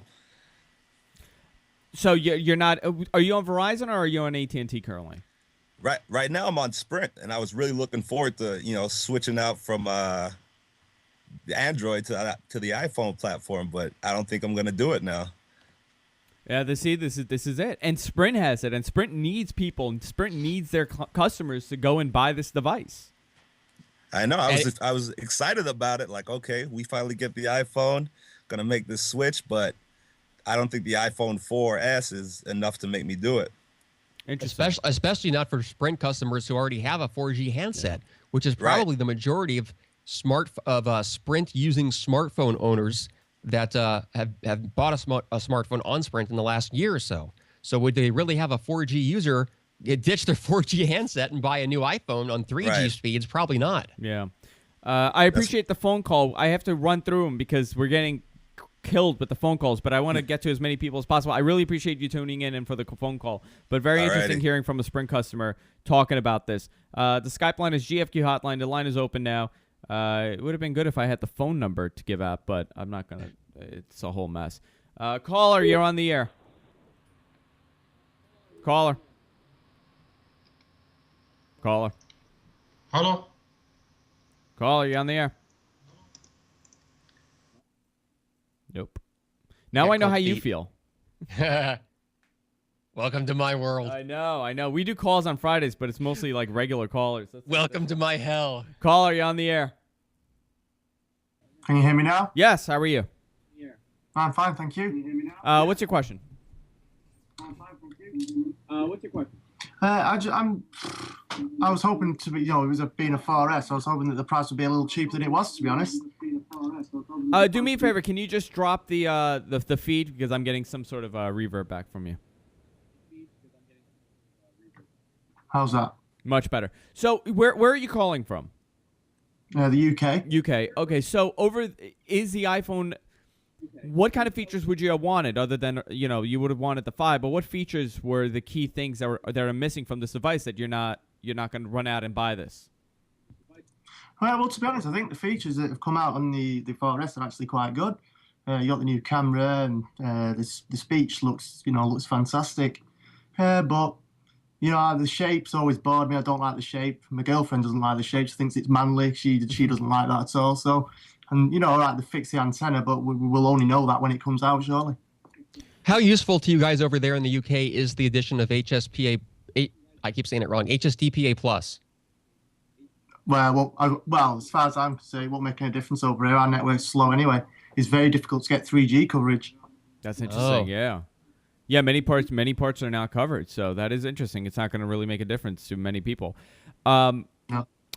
Is it all about a name? Now we're in that situation because I think a lot of us just wanted the name. They could have called this the 5, and people would have been happy. I agree with that. Yeah, I think everyone just wanted something new. I mean, I've still got the 3GS. I never went to the 4 after the antenna problem. My girlfriend's got the 4. Like I said, she does not like this phone at all. I'm just disappointed. I wanted a bigger screen as well. I mean, I know the Retina display is fantastic, but I want a bigger screen. Yeah. Well, I appreciate the call. I'm going to try to get some more phone calls, and I appreciate you tuning in. Yeah, great show, guys. Thank Cheers. you. I appreciate it. Let's try this one. Call, you on the air. Hey, what's up? This is Edward from Texas. How are you, Edward? What's your comment? What's your question? I just a comment, man. I'm an AT&T subscriber with my family with Sprint, and they were all excited to get the iPhone. They really don't care that if it's not a 4.5 inch screen. You know what I mean? Yeah. So they're excited for the new features like the dual core processor, the cam. I mean, the camera is going to be a huge selling point for somebody. If I'm in a market to buy a camera, a point and shoot, I'm going to consider this. Exactly. I personally, since I'm an AT&T subscriber, I expected a little bit better, but they're all excited, man. So, I mean, it's all good. It's a 4S. I would have been really disappointed if it was the 5 with such few changes. You know what I mean? Yeah. No, I agree with you. I totally agree. And you benefit from this more than Verizon at this point, as far as I know, because Verizon is not using HSDPA. Exactly. So they're stuck with a slower speed while you're able to get a nice bump in the speed, and I think it goes up to 12 megabits with the bump. Yeah. So I saw on the slides 17 megabits. I don't know. I'm still glad, I'm due for an upgrade, so it's all good. Excellent. I appreciate the phone call. Thank you, man. Yeah, I mean, as an AT&T user, I guess you benefit from this. And again, there's no news on this. I don't know if people are questioning this. Maybe questioning what exactly? The HSDPA and what that means for Verizon users. Right, and for Sprint. And for and for Sprint. Weird thing. I'm trying to go to Apple.com now, hoping that they would have a nice summary announcement of all their on their official page now. It just says access denied. I've never seen this before. You do not have permission to access Apple.com on this server. Their site's just down, just dead and gone. I've never seen that. I got another call here. Let's take this. Caller, you're on the air. Hello? Yes, you're on the air. Hey, I was wondering, what do you think as a Verizon user? What should we do? Should we wait? See, this is we don't get any benefit from any of the speed from the HSPDA. See, I'm in the same boat because I'm a Verizon user, and I have a Droid, and my wife has a Droid, and she's tired of the Droid, so I most likely will get the iPhone for her. You're getting the better camera, you're getting the speed boost as far as the hardware goes, but you're not getting a network speed boost as far as your downloading speed. For me, I wasn't going to go with the iPhone. I'm definitely going to go with the ice cream sandwich, and I'm going to go with the 4G. So that's my move. But if you were considering making a move between 4G and an iPhone, I think if that's your selling point and that's the reason why you're going to go, I think you're going to go with Android at this point. To a lot of people, it does not matter. They just want the speed when they're browsing. Now, the other thing that comes into play is, why did they do this? Why did they go with Verizon? Why did they go with AT&T if Verizon can't implement this? I could almost guarantee you that there is probably some sort of money exchange here that AT&T is saying, listen, implement HSDPA. Don't go with 4G.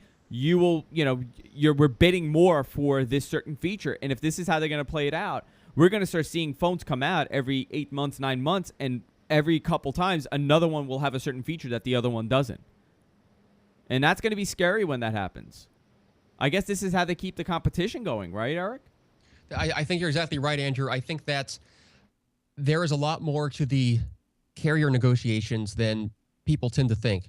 Because when you look at the graph showing what percentage of Apple's profits come from iPhone, most of those, I think, come from carrier subsidies. Because that really is like half. That if you consider what we consumers pay the after subsidy price for an iPhone, and then look at how much they're getting from AT&T or Verizon or Sprint subsidized for that, it's like double the cost of the phone. So that is like pure profit, I think. Yeah. That is where they're making their profit on these iPhones. It's not from what consumers pay. It's the carrier cost. I'm trying to find some more information on this, and there's nothing coming out. There's nothing. Information about what? About the HSDPA, which I'm really surprised. I mean, that would be the first question I have. What does this mean? Their website is still down. Are you able to get to it? No, and I'm having an issue with Facebook as well. So I don't know if that's me or... They've crashed the internet. Everything is down. Yeah, no, they are down.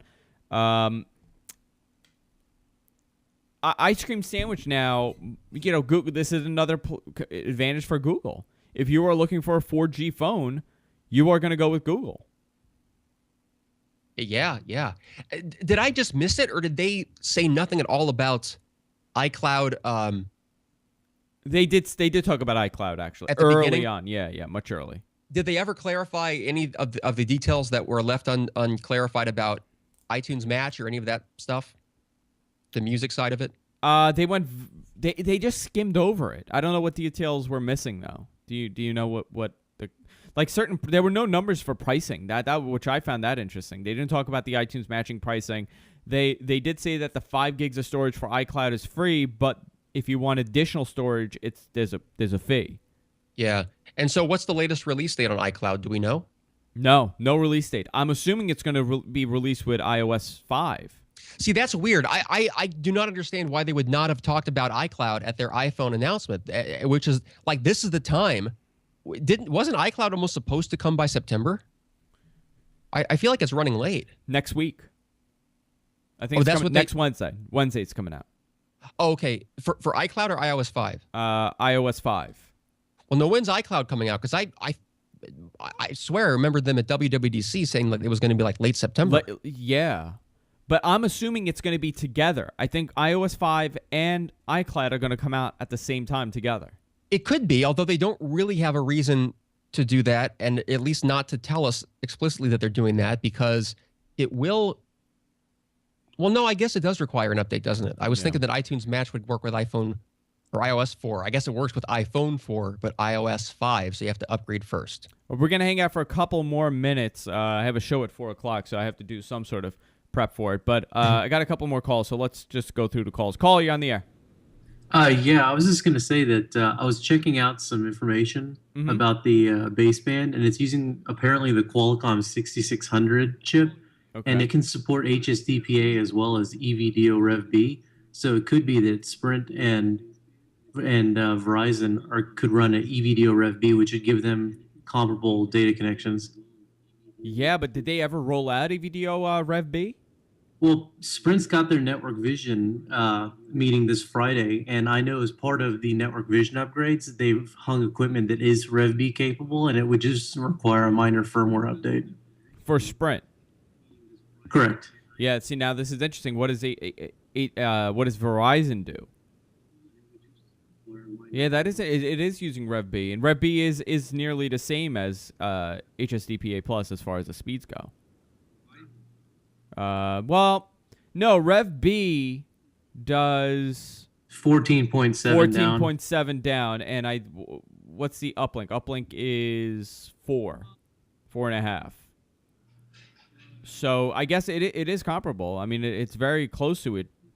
I wouldn't be surprised if Sprint did that, actually. Now the question it is, makes a lot of sense. They can carry more traffic on Rev B without having to deploy more spectrum. I'm looking here. Qualcomm chips I started doing a Sprint in 2004 in a small. Yeah. I guess we'll find out. When is the meeting that Sprint's having, you said? It's on Friday. It's their investor meeting for their network vision update. Yeah. What do you think, Eric? You think that's that's something they would do? I don't know. I'm not familiar with CDMA or EVDO Rev B, but they did mention something about using a new antenna design that allows separate send and transmit, or different send and receive. So I wonder if they're doing something weird like making two open connections and bonding them together. I don't know.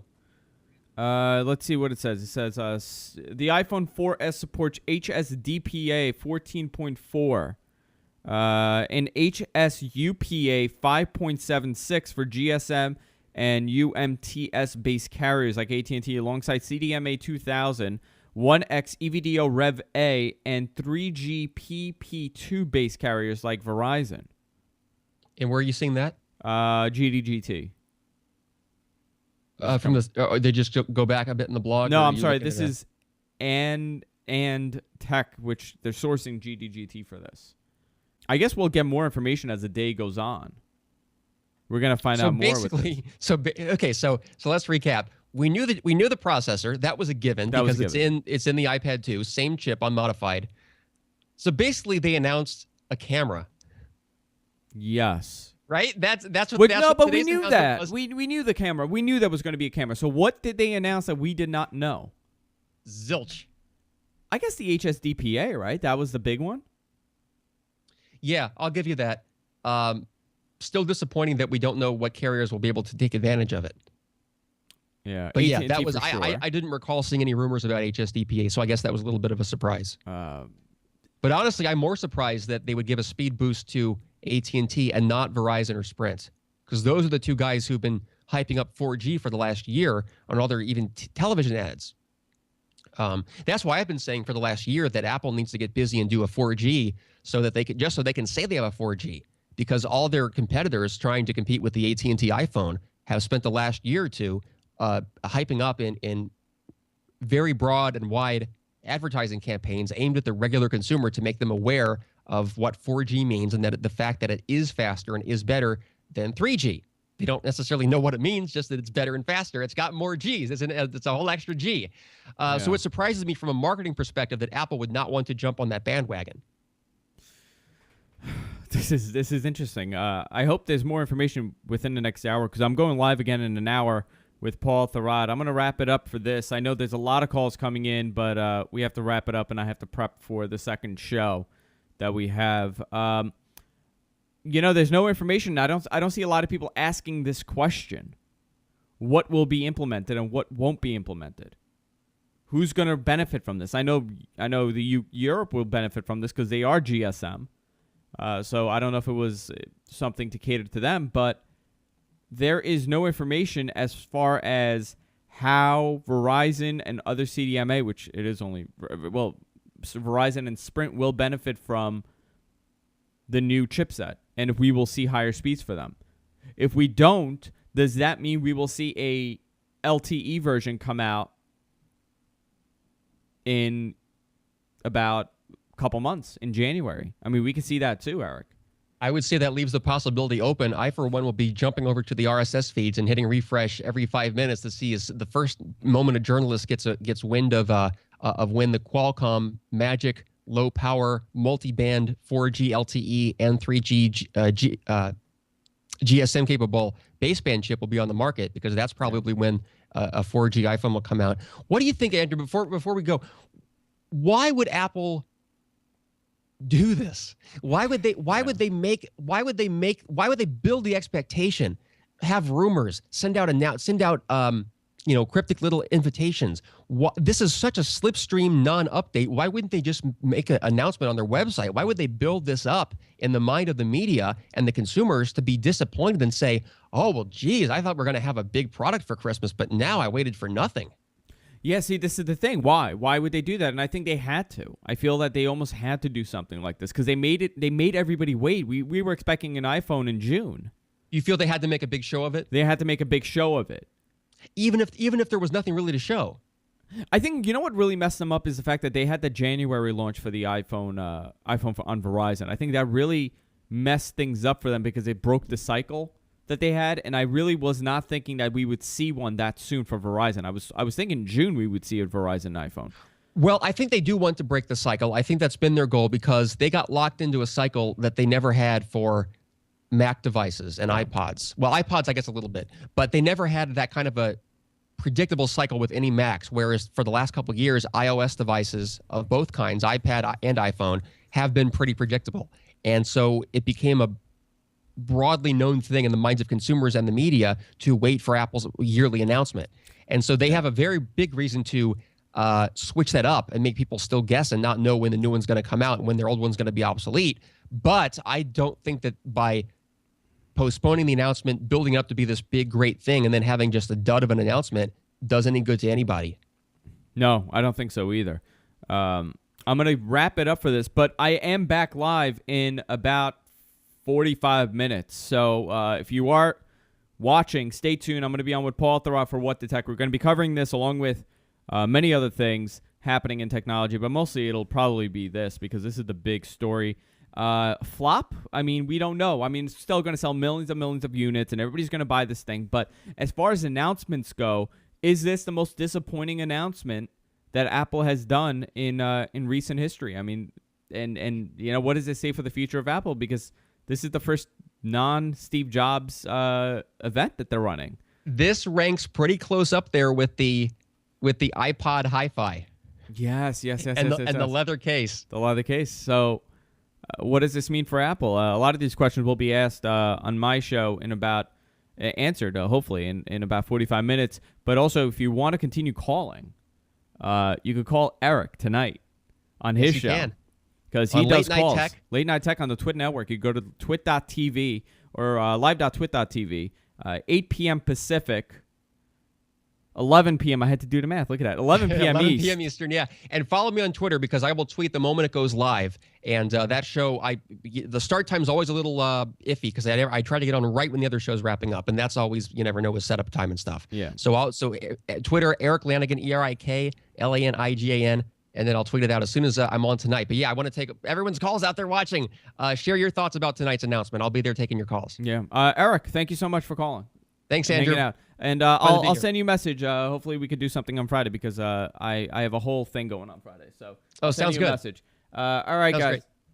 All right, I'll see you. See you. And that wraps it up for today's iPhone coverage. Again, stay tuned for in about 45 minutes. I will be on once again with Paul Thurrott for What the Tech. We're going to be covering everything that happened today. We're going to be doing a recap and, of course, discussing more news that'll probably be coming out within the next 45 minutes. And I'll see you then, guys.